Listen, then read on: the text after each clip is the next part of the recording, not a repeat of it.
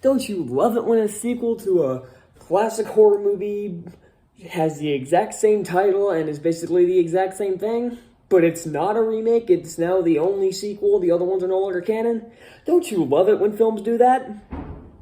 I don't. It really doesn't help when said movie is awful. It is. It's horrendous. It's the worst. It's fucking... As many of you probably know, if you've been on my channel for a while, I'm not a horror movie fan. I'm not a slasher movie fan. I don't like the genre as a whole. I think it's exploitative. I don't get scared by movies anymore. I don't think I ever have. So, the genre does not appeal to me. But I can acknowledge when one is good. I can acknowledge the original Halloween, the Texas Chainsaw Massacre are good films. I'm not the biggest fan of the Texas Chainsaw Massacre, but I can acknowledge it's a well-made film, even if I'm not a fan. So you can tell I really wasn't looking forward to this, and I'm not really sure why I decided to watch it. I guess because it was free and I had nothing to do. So, had this been a theatrical release, I would have avoided it like the plague. But since it was free, I decided I need another shitty movie, I guess. Can I please get some good movies? Cyrano and Shut-In were good. Home Team was okay, and Royal Treatment was okay. Can I get a legitimately great film? The Batman You Better Be a Masterpiece. To make up for the last 2 months of shit I've been dealing with. God, even January, the worst one of the bunch was it Ice Age? It was Hotel Transylvania, and even that was just a dumb animated kids movie. It was bad, sure, but God. At least that one knew what it was. So, this is, of course, a sequel to the original The Texas Chainsaw Massacre called Texas Chainsaw Massacre. Stop with this stupid-ass trope. And also, it is a sequel that ignores all the other sequels. Because we haven't had enough of that with Halloween, Terminator, Dark Fate, a bunch of other movies that I can't really be bothered to remember, and for good reason. If you guys saw my Moonfall review, you know I was dead inside after watching that because the ending was so stupid, or the twist was so stupid, and the ending was pretty damn stupid as well, but this movie was horrendous from beginning to end. I don't even know where to start. I guess I'll throw these one out the way first. The acting, it's all bad. Everyone's bad in this. Everybody.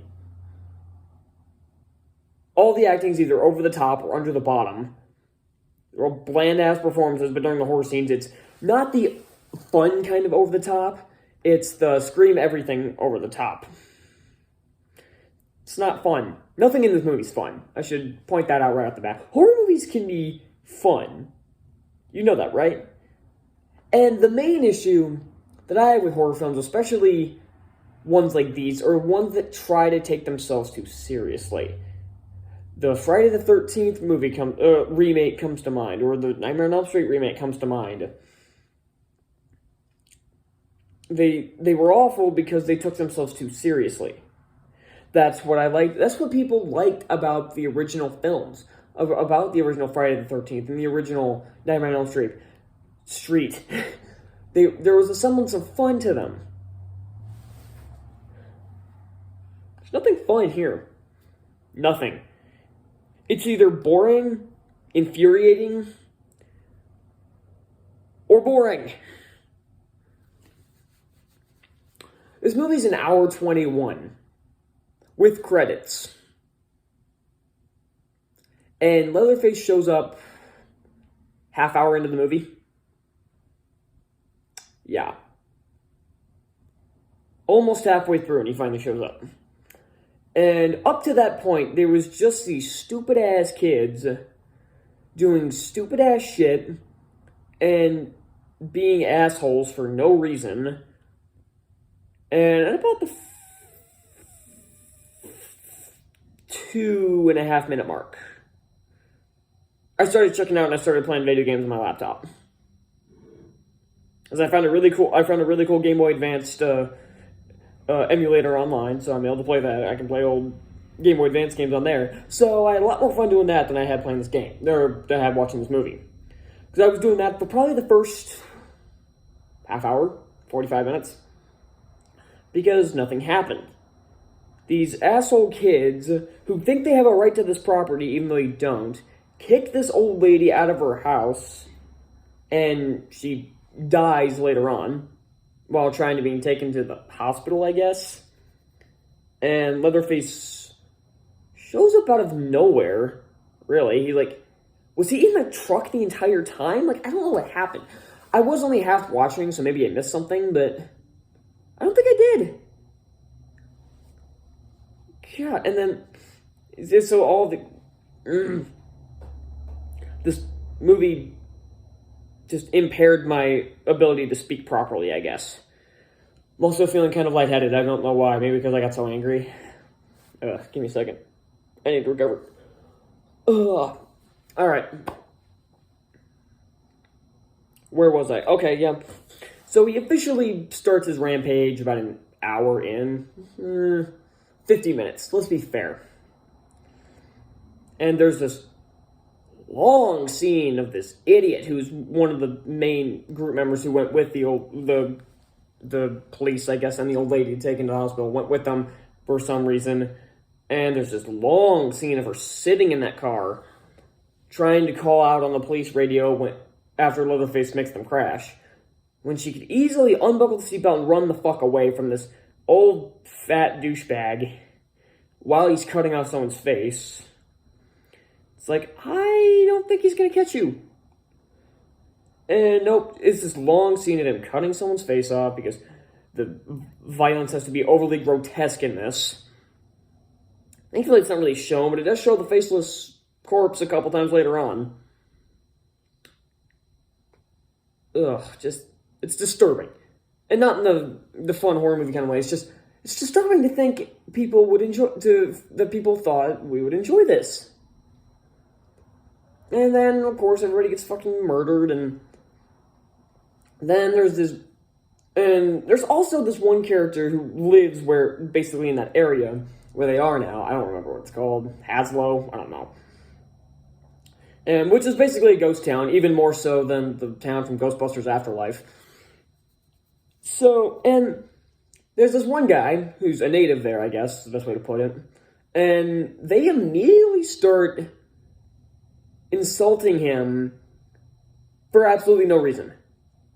He steps out of his car, because the movie opens at a gas station, I guess, and he gets out of his car to fuel gas, and he has a pistol in a holster on his belt, and which is legal in a lot of states, which is legal in every state, I think. And they immediately start making fun of him, insulting him, and I'll say, I guess the gun's compensating for something else. It's really? This guy has done nothing to you. And throughout the film, they keep insulting this guy and treating him like absolute shit, when he's the only likable person in this fucking movie. He should have been the main protagonist, because he's the only likable person here. These kids are assholes. They kick this old woman out, even though they have no proof that they have ownership, that they have the rights to the house anymore, which is found out later on. But they didn't think to check first. Idiots. And this guy, again, who's done nothing to them, and then tries to protect some of them from Leatherface, and dies doing so because you have to kill off your only likable character. And they did not deserve that. He should have just let them die. I would say I would have, but contemplating. Well, also the fact that never mind. I'm done with that. The guy, only likable character in the movie, and everybody treats him like shit. But at least I will give credit. I think the movie knows that these kids are assholes, because apparently it's a new trend in horror movies nowadays to make the murderous psychopath the hero, I guess, by making the people who die the most unlikable pieces of shit on the planet. And that is how it is seen, because we want these assholes to die. But that's not how it's supposed to be. And then there's that infamous bus scene that was made fun of endlessly from the trailer, and rightfully so, where this huge fucking guy with a chainsaw steps onto the bus. Everybody pulls out their phones and starts recording. And one goes, "You're canceled, bro." And it's like, I'm glad that guy died first. And I will give I think the writer at least knows that stuff is bullshit, that clearly these liberal morons, who clearly are from California, are the biggest idiots walking God's green earth. And yeah, he's right. And then everybody else gets murdered, and it does this stupid fucking shot, because apparently it's live streaming, because of course it is.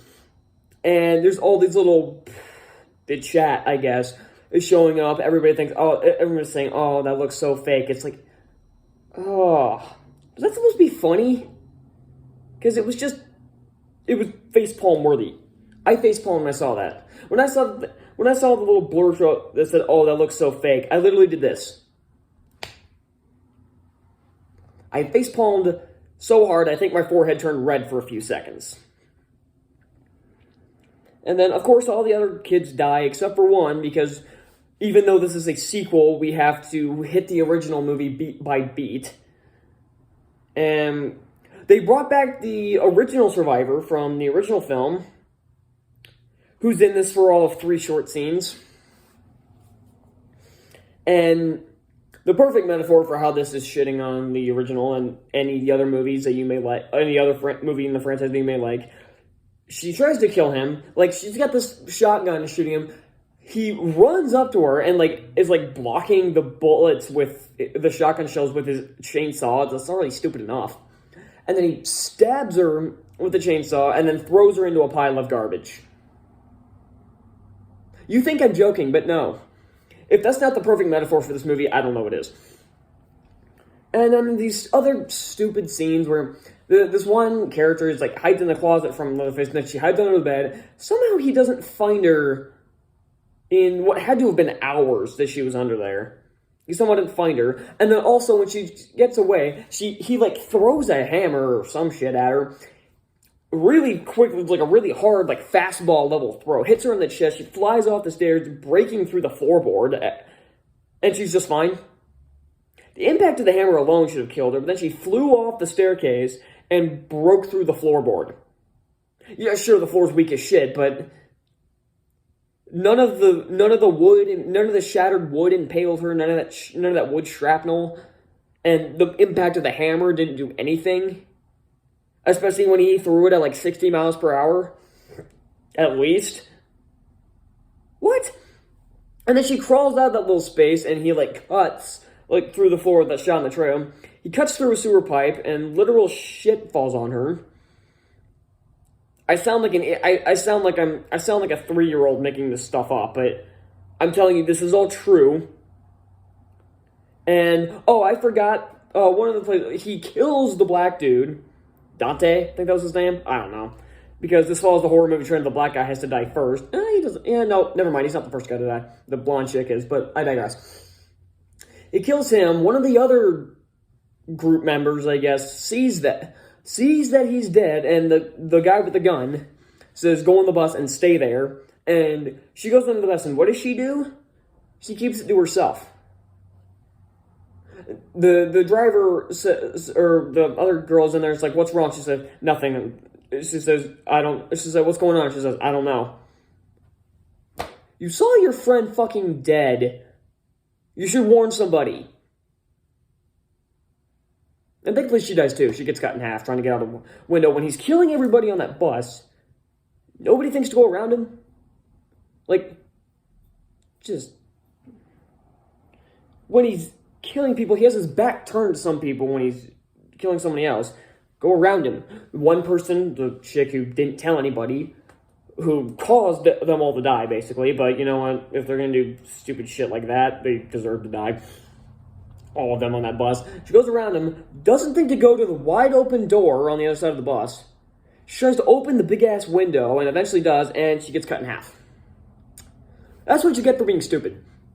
Because everybody in a horror movie not only has to be an asshole, but has to be a fucking moron, I guess. And side note, when I said the original character, I can't remember her name, dies, she gets stabbed all the way through with the chainsaw, yet is still okay enough to shoot Leatherface a couple times. Who basically stays alive in that pile of garbage for a good 2 minutes before dying. What? And then the final confrontation is awful. She literally, one of the chicks, okay, first off, when they're driving, they try to, like, run him over. Honestly, not the worst strategy, but he chucks the tiny-ass chainsaw that he has. He really needs a bigger one. And, like, it's not that big. He looks ridiculous with that thing. He chucks it at the car. It bounces off the car, and then she swerves. It's like, I get if you were trying to swerve to avoid it, but even still, what's it going to do if it hits the car? So that's already stupid enough, but then there's... Oh, my God. But it already hit the car and ricocheted off. What's swerving out of the way going to do now? You were trying to run him over, the chainsaw did nothing, run him over. Where's the logic? And then one of them goes to, after Leatherface with a shotgun, and he fakes her out by having the chainsaw revving on the ground, and he, like, full-out football tackles her into, like, a area of water inside of the house. I don't get it. And the impact alone should have killed her, this big-ass dude running at her. But she managed to get away from him in the water pretty easily, like, off-screen, might I add. We don't see it. And then she gets out, and then he does this little, like, dolphin dive. Like, this is what it looks like. Hang on. It's like...